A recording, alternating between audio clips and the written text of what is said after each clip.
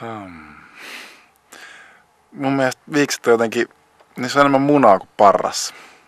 Mulla oli ennen myös vähän niin kuin partaa, mutta sitten mä tajusin, että se on ihan pelleilyä.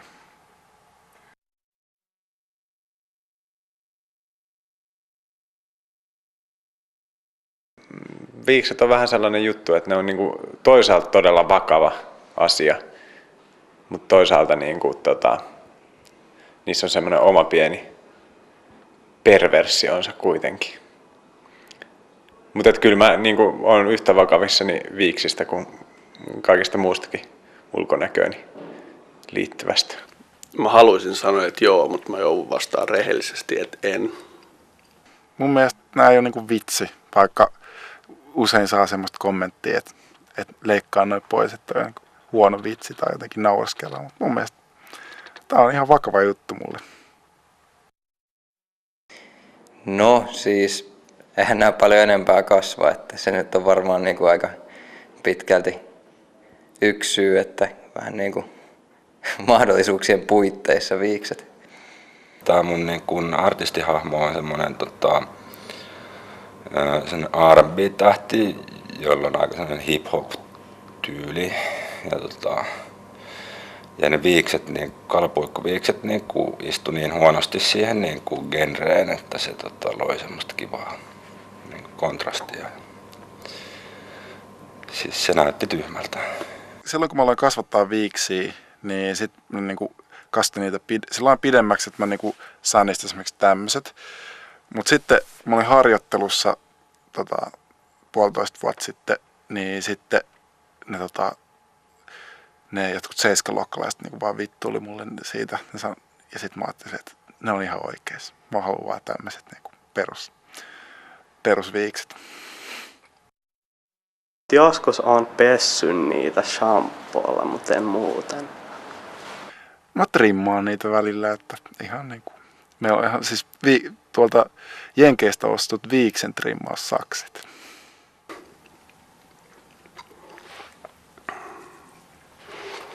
En. Oikeastaan kaikki lännen miehet. Ja ehkä mulla on nyt vähän enemmän kylläkin sellainen semmoinen vähän semmoinen 1800-luvun niin kuin herrasmies tai upseeristo, niin on niin kuin ehkä sellainen niin kuin tää lähtökohta. Ihan semmoinen klassinen niin kuin miehen viikset, niin se on ihan mua lähellä. Jos Miami Vicein, oliko Ricardo Tupsilla, sillä Don Johnsonin kollegalla, niin jos sillä oli viikset, niin sit mulla on idoli. Mä tykkään tosi paljon sellaisesta jenkki-etelävaltio meiningistä. Ehkä Suomessa sit taas toisaalta joku Pedro Hietanen on aika taaki. Mä oon aina halunnut semmoiset niin sanotut linnahomoviikset, jotka menee tänne alaspäin, josta hyvä niin kuin esimerkki on tää vapaapainija Hulk Hogan.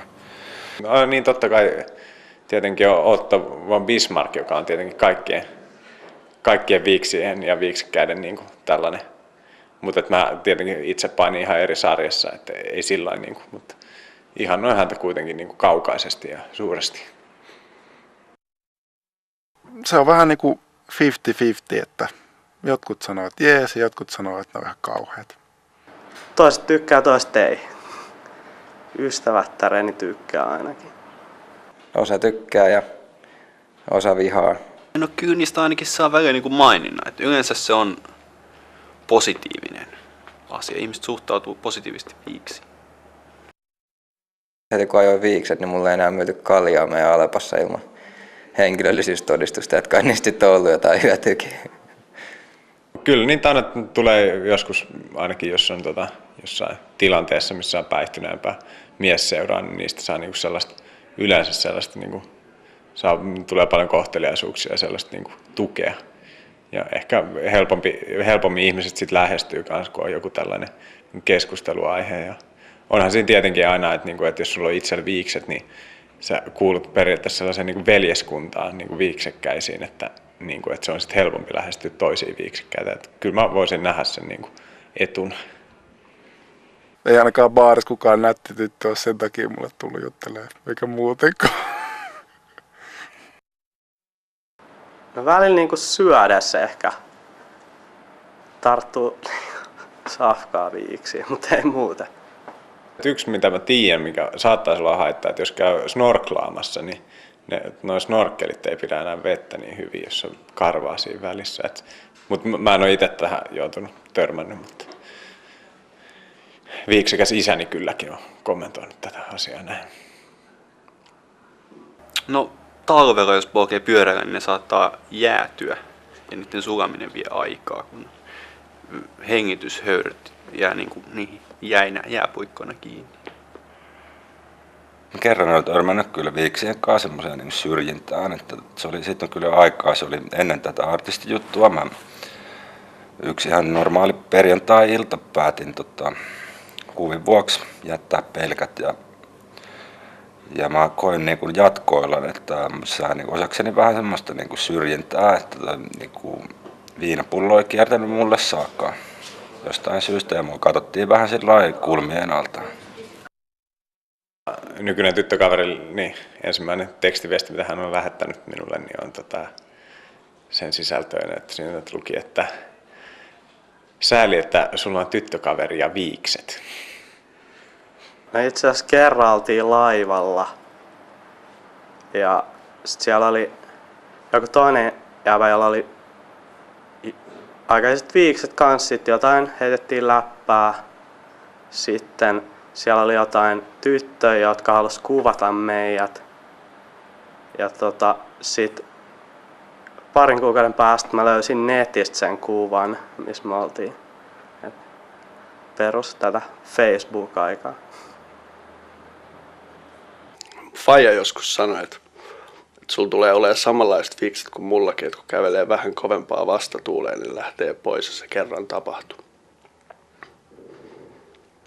Tämä mun tyttöystävä yhtenä syntymäpäivänä, niin se halusi syntymäpäivän lahjaksi vaan sen, että mä ajaisin viikset. Ja sitten mä annoin ne sille synttärilahjaksi tulitikkurasiassa sen jälkeen, kun mä olin ajanut ne. Ja se ei oikein pitänyt siitä. Mun mielestä se oli hauska juttu. Joskus vuosia sitten, ennen kuin mulla mikään karva naamassa kasvoi, niin mä lueskelin Regina eroottista novellia ja sitten se kertoi jostain naisesta, joka oli Espanjan matkalla jotenkin tai pääsi tämmöisen niin kuin kahden espanjalaisen miehen käsittelyyn ja sitten se novelli loppui siihen, että nyt ymmärrän miksi miehillä on viikset. Sitten siitä asti mä oon miettinyt, mitäkään se tarkoitti.